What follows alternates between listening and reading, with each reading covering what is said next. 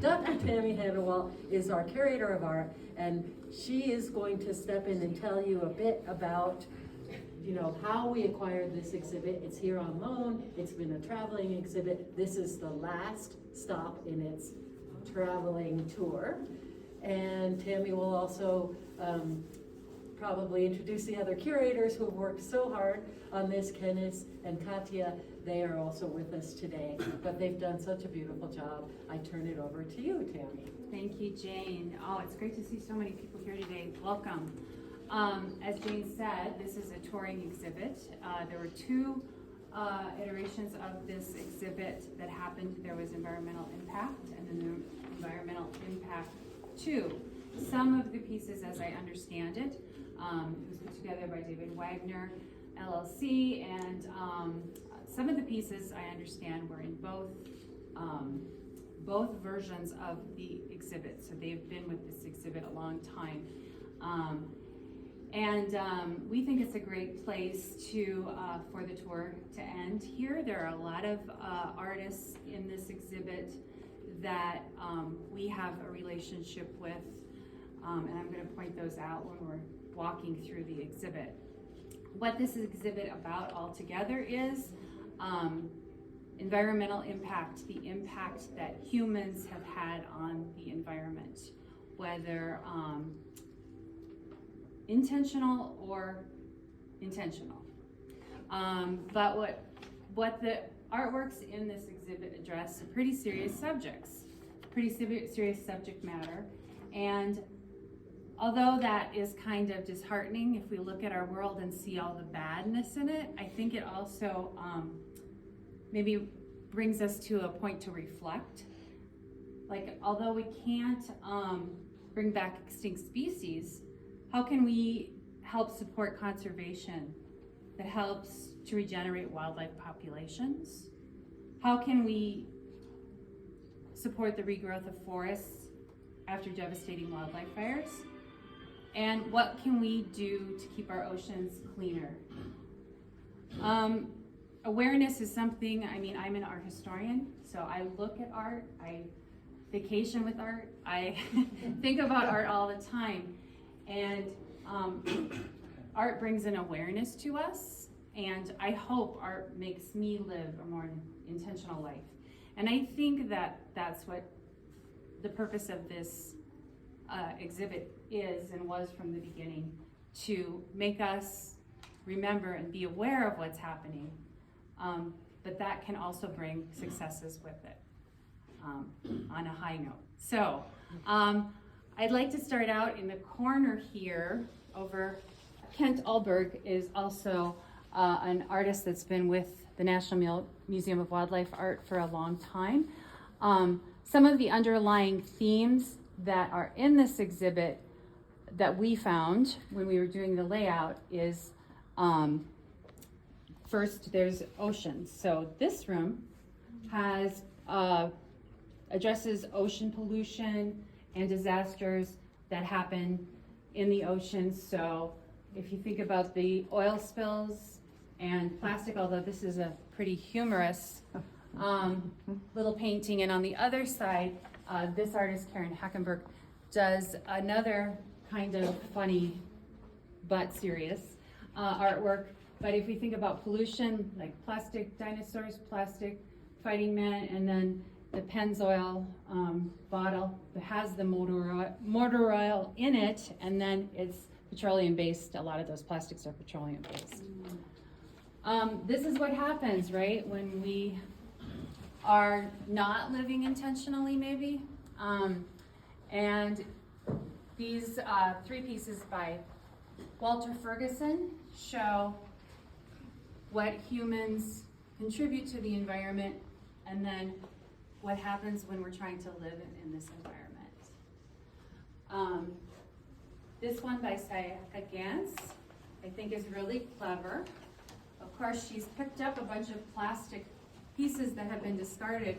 A lot of these plastic pieces are things that you find on the beach because people picnic, so there's forks, and there is these plastic pieces that you like put sand in and pack it down, and kids make or adults, I guess, make plastic, or, make sandcastles in different shapes and things like that.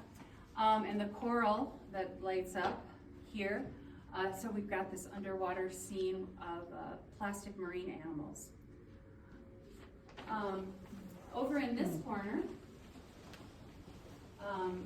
one of our favorite artists in our collection, Robert Bateman. A lot of you are familiar with if you're in the front galleries there's a big painting of the bison chief, which was voted our favorite painting, I think it was last summer, favorite painting by the public vote. So Robert Bateman, he also gave an interview in our yearly publication, Call of the Wild, and he said he never made any more paintings like this. So he went back to doing more animal portraits after dealing with this kind of subject matter. But you can see, again, oil spills, plastic in the ocean, the 6-packs that have the rings around them. I understood that animals could get inside of those and they could get them caught around their necks, they could be strangled. And you see that duck doesn't look or that whatever bird that is doesn't look in too good a shape. Also nets and made of plastic again. And so from the ocean, kind of go into the forest. Although some of these subject matters overlap. Again, Robert Bateman. Talking about how we strip forests. He's got over here some of the destruction after after stripping the forest or taking the lumber out of forest for human use. And you see at the top, the totem pole for Northwest Coast Carvers. The intention of the totem pole is that it goes back to the earth and regenerates, basically.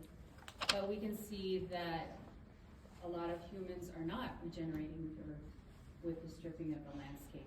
And these works by Christopher Volk deal with the Gulf oil spill in particular. So the Gulf oil spill that happened in 2010, I don't know, maybe some of you remember that.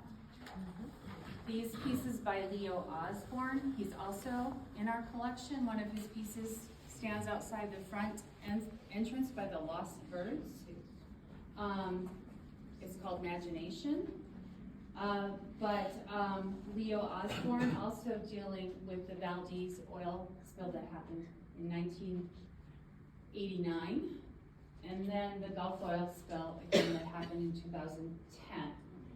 He has had this piece in particular, Still Not Listening, in the show, first and second versions of the show. And he really wanted to be here today. So he asked us if we would say just a few words about an experience he had with these pieces, especially this piece, Still Not Listening. He said he finished the work that in the spring of 1990 was taken to the annual Ward Foundation bird carving competition in Maryland. One well-known carver asked that it be part of the centerpiece for the dinner, being held in honor of the Japanese master wood carvers who were attending the event. The piece was approached by Japanese master Haru, who looked at the piece and he began to cry. His translator looked at Leo Osborne and said, "Mr. Haru just said, we must listen to the bird songs." Mr. Haru did not know that I had titled this sculpture, Still Not Listening. When we both understood that we had the same thought and realized that this was a moment when art transcended all boundaries, borders, language, and nationalities. As it happened, Mr. Haru later requested that the piece be sent to Japan for a one-year tour of several museums. So these pieces have been around a long time, and Leo Osborne just wanted to express his feelings and his deep feelings about how art can speak to so many different things, as we can see in this exhibit. So if we go back to the forest, if you see the elephant in the room, sort of, what we have a forest forest here by Suze Wolf. What is so great about these pieces, which I'm sure people, or all of you are going to want to touch, but if you can refrain from that, that would be great. But you can walk through this forest, so you can enter on either side. And what has been written here is about, disasters that have happened in forests, the destruction of natural environments. You can read all of what she has talked about in the different forests on this side and in here. And then you see that she's layered it with these different printed fabrics that look like tree bark that has probably been burned. So you get this really layered kind of message, things to think about. So I think this is really great. So if you just walk on this path through and back and forth all you want, I can still imagine kids are gonna run around through it. But I think it's a really great piece. Maybe we can work our way over here. So she has these 3 scrolls here. Bees Karen, Monarch Karen, and Sea Turtle Karen. And she says, this is a marker to guide bees through threats, including industrialized agriculture, parasites, pathogens, climate change, habitat destruction, lack of forage due to monocultures, pesticides, etc. I also read this as Karens are markers, but they're also grave markers. And when we think about the position that the bees, the monarch butterflies, and the sea turtles, they're all, I believe they're still all classified as endangered. We think about everything that bees bring to our environment, pollinators. We think about monarch butterflies are pollinators as well, and that their numbers are dwindling, and the turtles too. These animals could be on that lost forever list, and reading them as a scroll, sort of a foretelling, that's how I get a read on this, which I think is really interesting that the artist prompts us to think about these kind of things.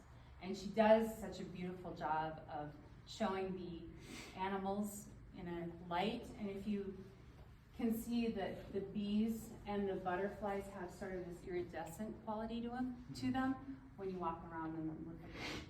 So you really get a good view of that. Okay, if we go.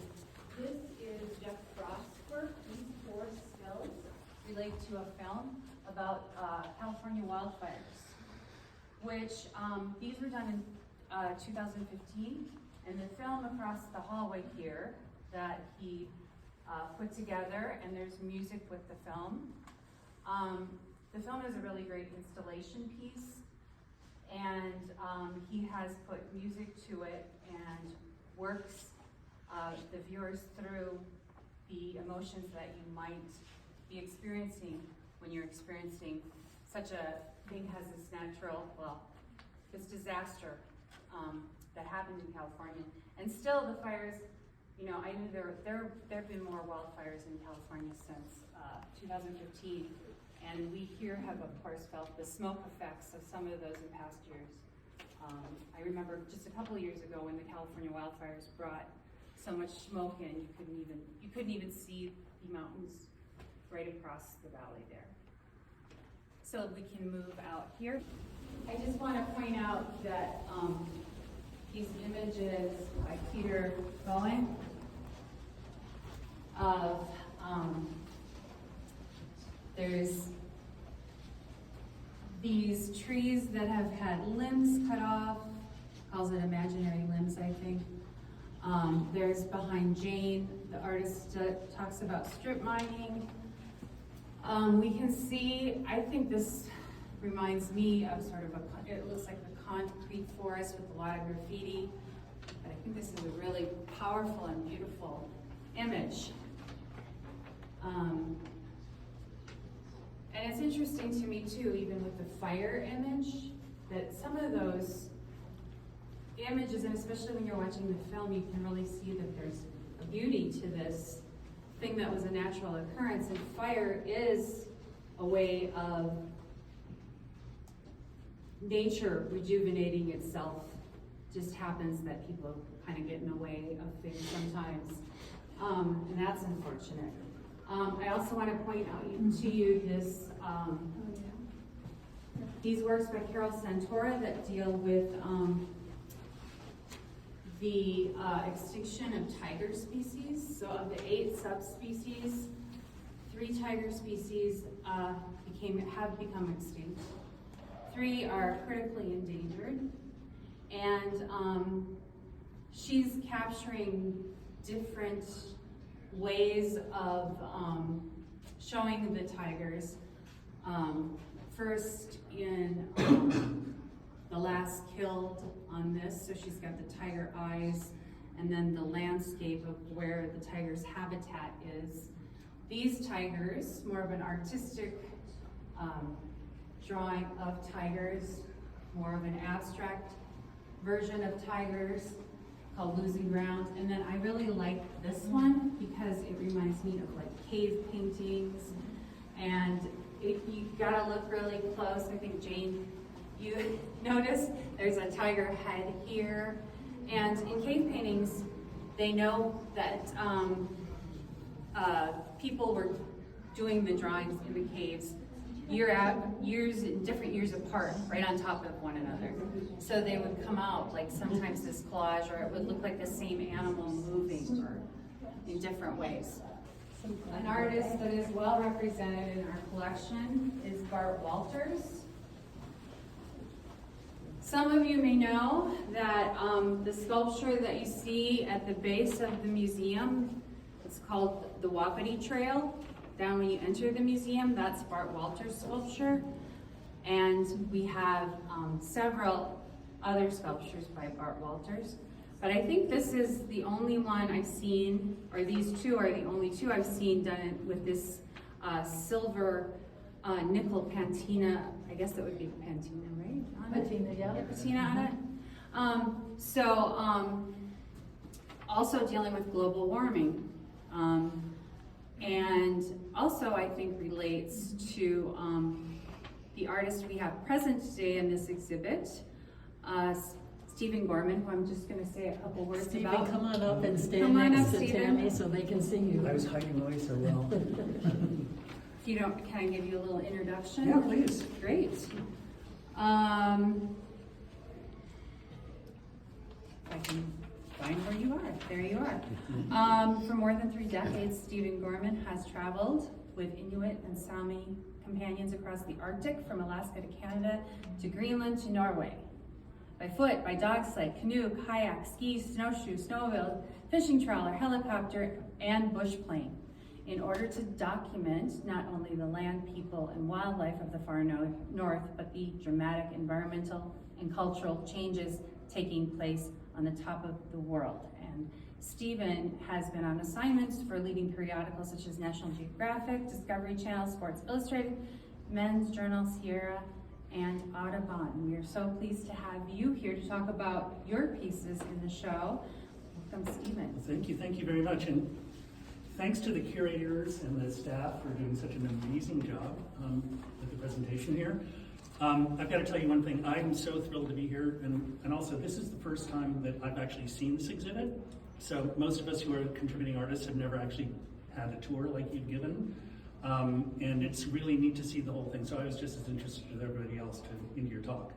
So my work is taking place mostly in the Arctic, and it has to do with the intersection of what I call the ethnosphere, the biosphere, and the atmosphere. Where we have the intersection of human beings, the wildlife, and the landscape, and all 3 are endangered. People don't often think about how endangered the ethnosphere is. These are the other cultures on the planet that are disappearing at a very rapid rate. They're, they're disappearing as quickly as endangered animal species. We have 7,000 languages that are spoken on this planet currently, today, but we lose one every 2 weeks. And what that means is that we lose all of that language, that intelligence, that understanding of how to live in nature that's encoded in languages. It vanishes when the last speaker dies. So we lose our cultural inheritance and our way of knowing and being on Earth that is not part of the monoculture that we currently live in, and which is rapidly taking over the planet. So that I just want to make that point, that as my work shows both the wildlife that's vanishing, but also want to make the point that the impacts of the changing environment, are being felt at the cultural level as well.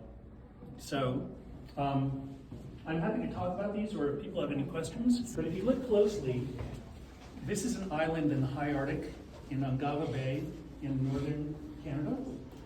And if you look closely, you'll see a polar bear on the beach. The water looks tropical. The entire scene actually looks like it's sort of in a temperate zone. But it's not. It's way high in the Arctic, in the high Arctic in Canada. This is an 800-foot tall waterfall. And these waters should be frozen, but they're not.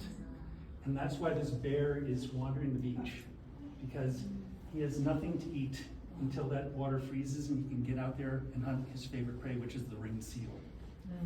So until then, and you can't really tell here, but this cliff is covered with nesting seabirds. Absolutely covered with thousands of them, hundreds of thousands of them. And what this bear is doing is he's vacuuming up the little fledglings that have fallen to the beach, and also eggs that have rolled off the cliff. So he's actually surviving on scavenging until the sea ice forms again. And that is happening later and later in the fall, and the sea ice is going up earlier and earlier in the spring. So that means that their time on land is extended. They can be on the land for 4 to 5 months now without anything to eat. So the polar bears are unfortunately in a very precarious situation. And I just wanted to point out that if you walk by here, you might not see them. It's not exactly real bright in here, so take a look at that. This is another situation. I told you that I'm interested in the cultural aspect as well as the biology. And this is a polar bear sitting on a pile of bones in Kaktovik, Alaska. Kaktovik is the last frontier's last frontier. It is at the top of Alaska, off the coast on a little island called Barter Island. And there's an Inupiat Eskimo village on Barter Island in the Arctic Ocean. And what they do is they hunt bowhead whales every fall. And they're allowed 3 whales to land. They get about 80% of their nutrition from the bowhead whales. And what the villagers do at the end of the whale hunting season is they drag the carcasses out to the end of the island to a little gravel spit. And up to 80 polar bears stage there, waiting for the sea to freeze. And the only thing that's keeping them alive is the remnants of the bowhead whale hunt. So you can see 20, 30 bears at a time eating gristle and the remaining blubber, which you can see right behind you there. Those are remains of bowhead whales. So you can see the baleen behind this bear in the center. There's a bowhead whale skull, a mother and cub over there, and 2 cubs over here. Now you may wonder, why are the bears so dark? Well, that's because they are going in and literally through these whale carcasses and getting covered with whale grease. And then they go back to their to other part of the spit, and they sleep in the sand. And so they get coated with grease, and then this grease gets covered with sand. And so what you think, oh, that must be a grizzly bear, but it's not. Those are polar bears. And by the way, polar bears hate to be dirty. They really do. And there's a reason for that, because their fur loses its insulation when they have grease and sand and grit on their fur. So they try desperately to stay as clean as they can, because they have to swim out to this spit in freezing cold water, and they are at risk of hypothermia. which is not what you expect with a polar bear. If their fur was clean, they would be able to make that transition across the lagoon without any problem. But such as it is, they're surviving. I took these in October. 10 years ago, the sea would have been frozen by now. And so here they are. And this last one gets back to the culture and environment theme as well. This is an Inuit village on Greenland. It's on Disco Island in Disco Bay. And that is an iceberg looming over the village. And if you look closely, you'll see that that iceberg is hundreds of feet high, but you're looking at 1/10 of the iceberg. 9/10 of it is underwater. It's actually aground, and it's just stuck there. But this iceberg came from the Jakobshavn Glacier, which is in Ilulissat, and that's the source of the iceberg that sank the Titanic. And so, the Jakobshavn Glacier has, I can't remember whether it's 20 or 30 years, has pulled back something like 35 miles. And it discharges more water more ice more fresh water from the ice into Disco Bay, into the North Atlantic Ocean, than New York City uses in an entire month, in one day. That's how fast the ice is melting. So that's why the ocean level is. Well, that's one reason, yeah. Also, that the ocean is actually rising on the eastern seaboard. There are two reasons. One, because of melt, and two, because the winds have changed because of the climate. And so the winds are actually pushing the water to the west. So I live in New England, and our sea level is actually rising. And it's noticeable, it's measurable for these reasons. Yeah. So the Inuit environment is changing. Their ability to go out and hunt is changing. The fisheries are changing. Everything's changing. The weather is changing. So they're in the same situation we are. We're dealing with an unknown future. We don't know what's coming. It's emergent, and we're trying to be prepared, but we don't really know. So it gets back to Tammy's theme that we're trying to do the best we can, but it's great to be educated about what's actually happening and understand that all of these things are connected. The way we behave, the way other cultures behave, the impact on the animals, the impact on the weather, it's all systemic. There's no one solution. You have to think in systems as opposed to technical fixes, because those won't work. So anyway, I'm happy to take questions or just chat. What does medium C print mean? It's an inkjet print. Okay. So yeah, it's a photographic print on inkjet paper.